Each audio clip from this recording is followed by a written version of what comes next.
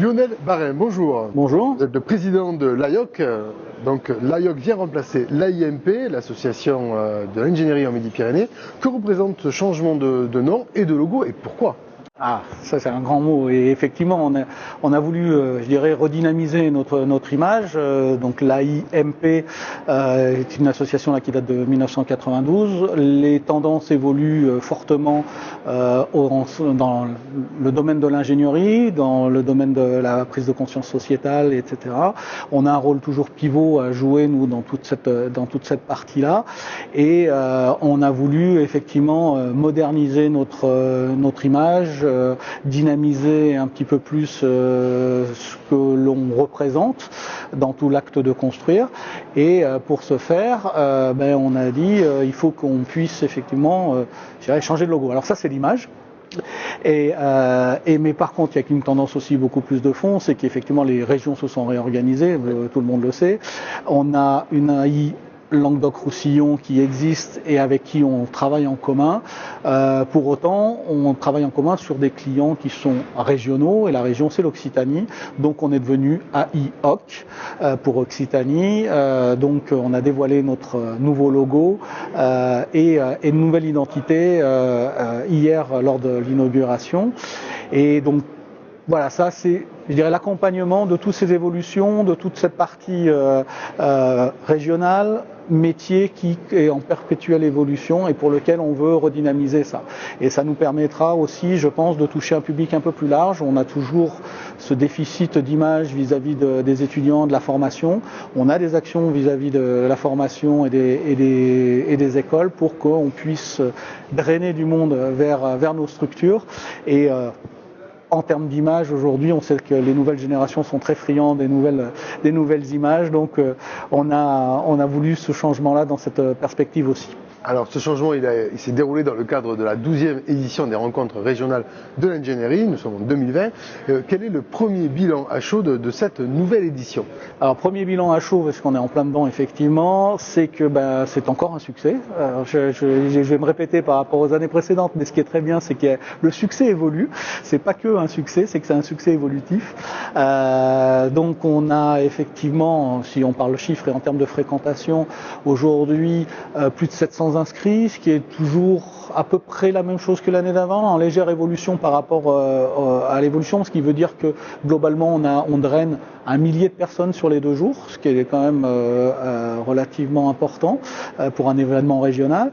Et puis le chiffre clé en fait qui nous permet un peu de mesurer, parce que sur ce chiffre de fréquentation il y a toujours un peu de passage qu'on n'arrive pas à bien mesurer. Le chiffre clé qui nous permet de mesurer, c'est les participants à la soirée de gala qu'on fait donc au milieu des 2 jours. Et là on est passé de 330 l'année dernière, où on pensait déjà être dans un très très bon dynamique, à 390 inscrits. Donc une progression de 20% par an, ce qui est quand même dans nos métiers quelque chose qui est tout à fait inimaginable. Mais voilà, donc ça veut dire qu'il y a un succès, c'est au rendez-vous, ça veut dire que ça plaît, ça veut dire que les thématiques plaisent aussi parce que ça draine du monde. Et donc alors ça nous oblige aussi à nous renouveler chaque année pour trouver des nouvelles thématiques, trouver des nouveaux invités et donc effectivement être dans une logique de progression permanente. Alors justement, vous parlez de la thématique. Quelle était celle qui avait été développée pour cette édition 2020 ?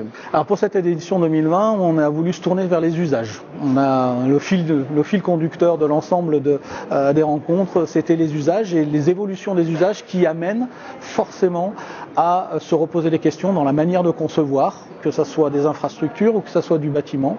Il y a une prise de conscience sociétale, on en a parlé tout à l'heure, et la prise de conscience sociétale amène à une modification complète des usages.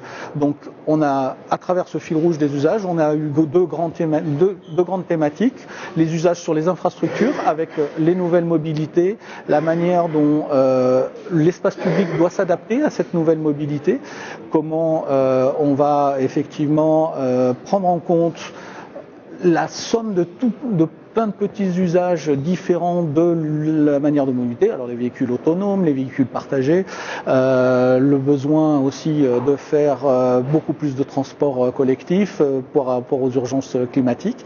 Et donc on est parti de ce principe-là et on a dit quelle incidence ça peut avoir sur les espaces publics. Donc ça c'était la première partie plutôt infrastructure. Et puis on est parti sur la partie plutôt bâtiment, sur les tables rondes, où on a dit les usages évoluent sur la manière dont on va soigner les gens. Donc quel impact peut avoir l'évolution des usages sur la manière de concevoir et de gérer, d'exploiter des bâtiments de santé. Alors on a eu des bâtiments de santé type hospitalier, on a eu l'intervention d'une personne de l'ASEI pour les personnes en situation de handicap.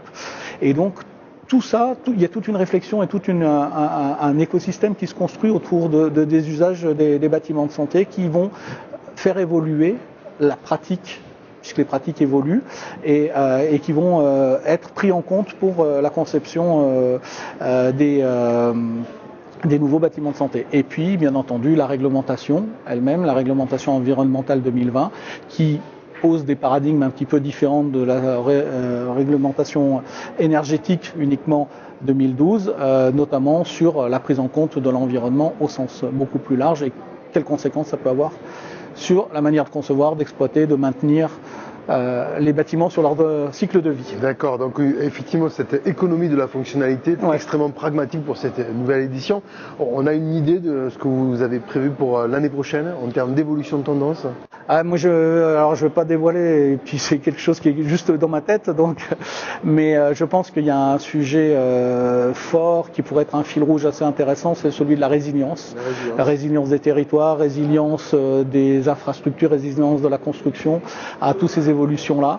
On va faire un peu de teasing, mais c'est peut-être pas ça qui sera retenu. Mais ça reste un thème aujourd'hui qui est prometteur. C'est un thème prégnant, c'est un thème sociétal très important. Oui. Et comme la vocation de notre association, c'est d'être au cœur des enjeux de la société, on ne peut pas passer à côté de ces sujets-là.